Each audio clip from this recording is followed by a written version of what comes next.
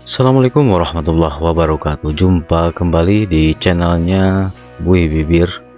Guys, di video kali ini kita akan mereaction satu buah video yang datangnya dari channel Bu Titin ya. Beliau ternyata ada kabar dipanggil oleh tim sus dari Bareskrim. Kita akan lihat apakah Bu Titin ini dipanggil karena kasus somasi dari Bu Elsa, apa mungkin ada masalah lainnya. Nah, kita simak video berikut ini guys ya. Bu Titin, kira-kira apa hasil dari pemeriksaan Bareskrim kemarin itu?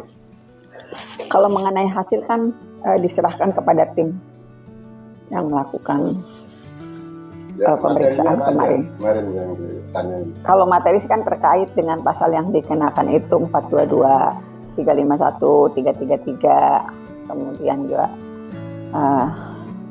semua pasal itu keterkaitannya dengan laporan Bapak Jutek Bongso dari Peradi terhadap dugaan tindakan yang dilakukan oleh Bapak Rudiana sesuai pasal-pasal tersebut itu. Jadi saya harus menjelaskan.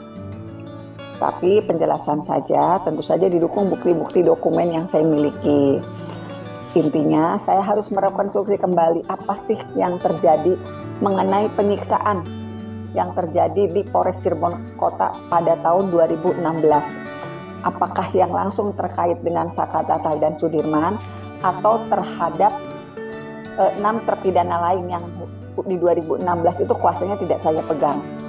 Jadi karena saya hadir di sidang, kemudian juga mendampingi 2 terdakwa waktu itu Saka Tatal dan Sudirman, di situ harus dijelaskan apa yang dilihat, apa yang diketahui, dan dokumen apa yang dimiliki mengenai pasal-pasal yang dituduhkan atas dugaan tersebut oleh Bapak Rudiana.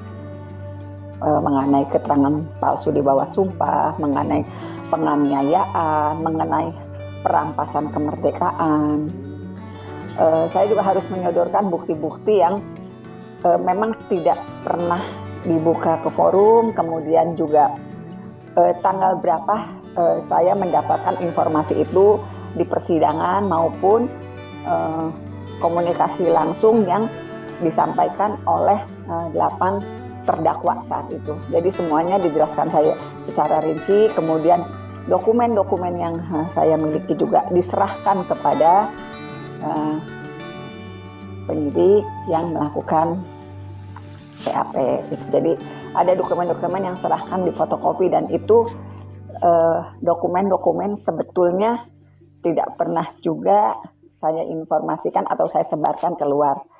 Jadi dokumen itu sekarang sudah sampai ke tangan Bareskrim. Kalau ternyata kemudian ada kekurangan informasi dari Ibu, apakah Ibu siap untuk kembali dipanggil oleh penyidik Bareskrim? Ya, harus siap dong Bu ya. Karena setahu saya ada di Cirebon, kemudian juga proses yang terjadi saat ini adalah kerja keras dari tim sus bentukan Kapolri yang ternyata saya ketahui betul bahwa sampai hari ini tidak pernah berhenti bergerak. Kenapa saya katakan seperti itu? Karena ada beberapa tim sus yang terus berkomunikasi, kemudian meminta dokumen-dokumen yang seharusnya mereka miliki, tetapi memang ada di tangan saya. Jadi guys, selama ini tim sus itu bukan berarti tidak bergerak ya, tapi memang lebih ke pergerakannya di belakang layar, jadi tidak menampakkan diri. Jadi jelas Bu Titin ini dipanggil oleh Mabes Polri di tim sus itu bukan berarti atas somasinya Ibu Elsa tuh waktu tempo hari itu ya. Sudah terverifikasi, ternyata Bu Titin dipanggil untuk diminta keterangannya oleh tim sus terkait peristiwa 2016 ya, dimana para penyidik yang sudah melakukan kekerasan terhadap 6 terpidana. Jadi gitu guys ya. Udah jelas ternyata Bu Titin Bangil bukan itu ya.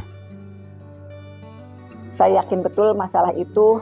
Terima kasih juga kepada Bareskrim yang kemarin memeriksa saya dan meminta keterangan dengan nyaman, kemudian membuka kesempatan pada saya selebar-lebarnya untuk menyatakan apa yang terjadi di 2016. Saya yakin apa yang saya sampaikan itu tidak asal bicara, karena memang saya sudah serahkan dengan bukti-bukti yang saya miliki dan belum pernah saya keluarkan.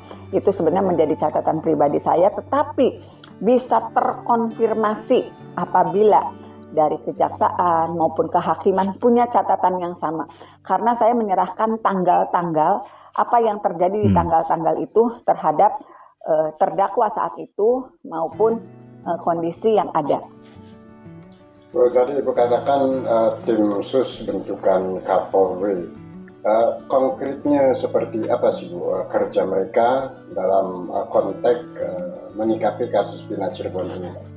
Saya yakin dengan pergerakan yang sekarang terjadi yang mungkin belum diketahui secara umum sudah mencapai pada titik yang sangat, saya punya keyakinan, sangat yakin bahwa sudah sampai pada tim sus, mungkin sudah pada sampai kesimpulan memang 8 terpidana ini tidak pernah melakukan perbuatan yang dituduhkan. Hanya saja memang karena prosesnya sedang melalui PK dan kita tinggal menunggu hasilnya.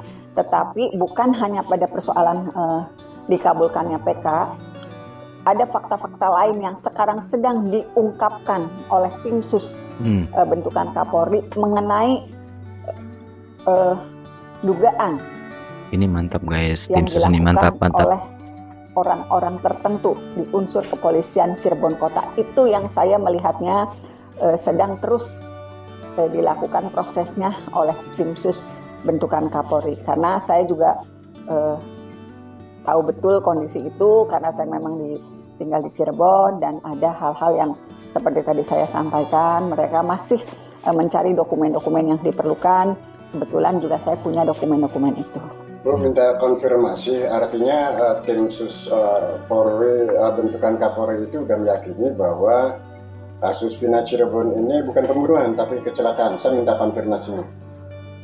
Kalau bukan pembunuhan dan itu kecelakaan, karena kan sebetulnya yang mengekstraksi handphonenya Vina itu sebetulnya tim sus. Tim sus lah yang lebih dulu mendatangi Widi dan Mega dan akhirnya membuka ekstraksi handphonenya Vina, bukan handphonenya Widi. Handphonenya Widi itu diekstraksi oleh tim hukum dari Pradi, tetapi handphonenya Vina justru dibuka oleh tim sus bentukan Kapolri. Itulah sebabnya kenapa Widi dan Mega punya keyakinan yang sangat kuat, mampu bersaksi dan itu benar-benar terjadi peristiwanya. Peristiwa masih ada komunikasi pada pukul 22.14. Karena apa? Karena tim sus juga mengingatkan kepada Widi dan Mega. Pernah nggak terjadi komunikasi seperti itu? Walaupun Widi dan Mega lupa, tetapi setelah dibuka ekstraksi handphone Vina dan diingatkan apa saja kalimat yang tera di dalam percakapan tersebut, akhirnya Widi dan Mega betul-betul secara utuh mengingat peristiwa itu detail dengan waktu-waktunya. Dan kalau misalnya masyarakat tahu, itu sebetulnya betul-betul atas bantuan tim sus bentukan Kapolri. Dan itu saya sudah konfirmasi betul kepada Widi dan Mega. Mereka bertemunya kapan, kemudian berapa kali pertemuan, apa percakapan yang terjadi hari itu. Dari proses sidang penyidik kemarin saya amati, jaksa masih punya kecenderungan meyakini bahwa kasus Bina Cirebon ini pembunuhan sesuai dengan putusan pengadilan 2016. Bagaimana itu, Bu?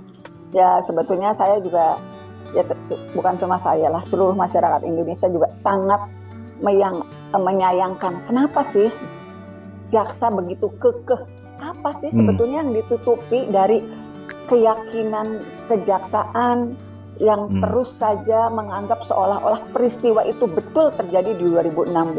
Padahal di ruang sidang PK itu sudah sangat terbukti Mana ada saksi-saksi yang dihadirkan di bawah sumpah dalam kondisi yang akal mereka logika tidak guys. pernah dihadirkan di 2016, tetapi sanggup menyatakan kebenarannya. Apakah itu tidak beresiko? Walaupun sekarang sudah sangat terbuka, tetapi apakah itu tidak beresiko besar apabila mereka melakukan kebohongan dengan dilihat oleh seluruh masyarakat Indonesia karena itu live. Jadi saya juga bingung kenapa sih kejaksaan masih kekeh. Sebetulnya apa sih yang ditutupi oleh kejaksaan?